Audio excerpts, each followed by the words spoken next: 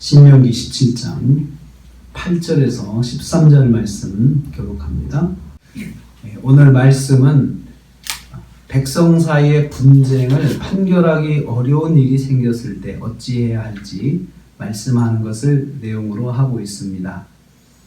8절에서 보면은요, 어려운 일이 생기거든, 판결이 어려운 일이 생기거든 어떻게 해야 되는지 말씀하는데요. 제사장에게 물어야 한다. 9절 말씀이에요. 제사장과 당시 재판장에게 나가서 물으라. 제사장이 재판장이 되거든요. 그래서 재판장인 제사장에게 나가라, 그 말씀입니다. 그래서 서로 이제 잘했다고 주장하는 거죠. 근데 사건이 아주 위중하죠. 피를 흘렸어요. 다퉜는데 구타할 정도로 다퉜어요. 그래서 서로가 양측이 잘했다고 주장하는 거예요. 양측이 서로 내가 피해자다, 내가 피해, 이렇게 주장을 하는 거죠. 이럴 때는 시비가 어렵잖아요. 그래서 그럴 때는 어떻게 해야 하느냐? 성소로 나와라. 성소로 나와서 거기 제사장을 만나고 그 제사장에게 정황을 이야기하면 이제 제사장이 이제 판결을 내려야 한다는 것입니다. 근데 제사장이 판결을 내린다고 하는 것은 하나님의 판결을 받는 것입니다. 그래서 하나님께서 제사장에게 하나님을 대행하게 하시는데, 그래서 그 제사장에 물어서 하나님의 판결을 받도록 하라, 그 말씀입니다. 그래서 판결이 어려운 문제를 하나님께 가지고 나와라. 시비가 어려운 문제는 하나님께 가지고 나와서 하나님은 다 보시니까, 하나님이 다 아시니까, 진실을 아시니까 하나님께서 하시도록 가지고 나와라 라고 하는 거죠. 그래서 억울한 판결이 있지 않도록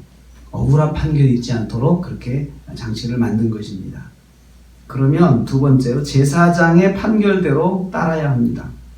성소에 거하는 제사장은 율법의 뜻대로 판결한다. 11절 율법의 뜻대로 판결을 할 것인데, 율법의 뜻은 뭡니까? 하나님의 말씀이죠.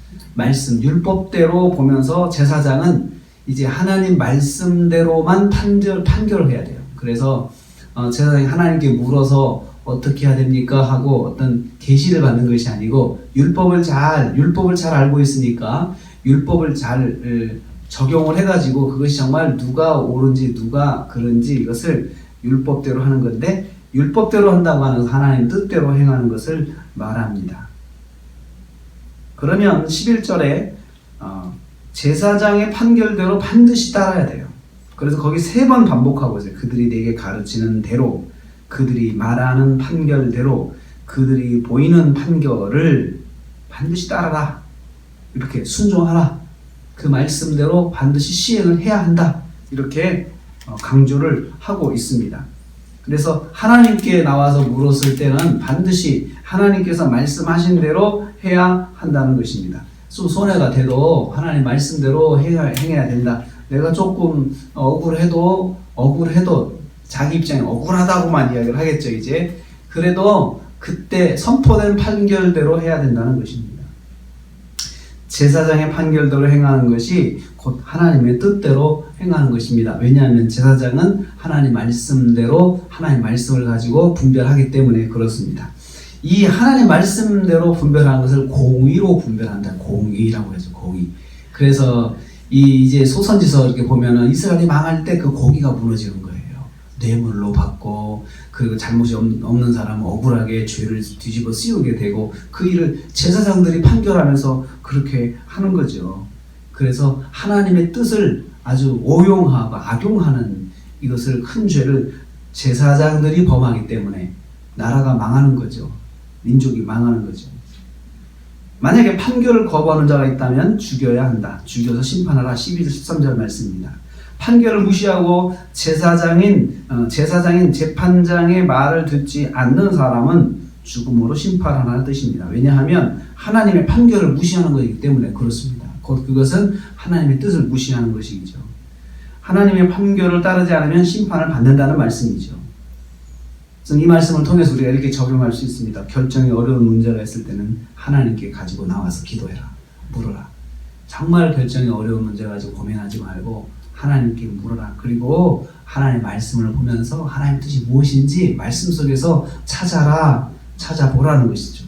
그리고 그 말씀대로 찾아봤을 때 말씀대로 내가 행동하는 것, 순종하는 것을 꼭 실천해야 된다는 거죠. 하나님의 말씀이 이것이다 라고 하면 순종하라는 것입니다.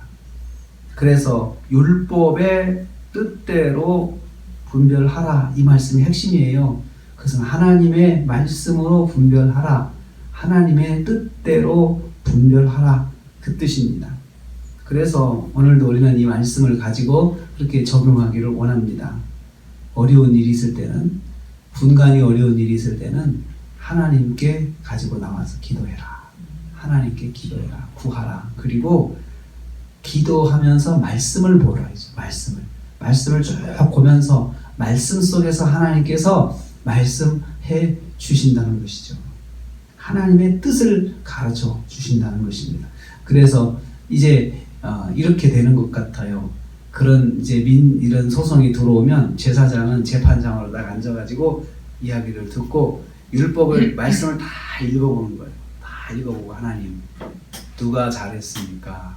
누가 잘못했습니까? 그래서 말씀을 보면서 말씀으로 분별을 해 가는 것이죠. 오늘 하루 하나님의 말씀으로 잘 분별해서 승리하는 하루가 되시기를 주님의 이름으로 축복합니다.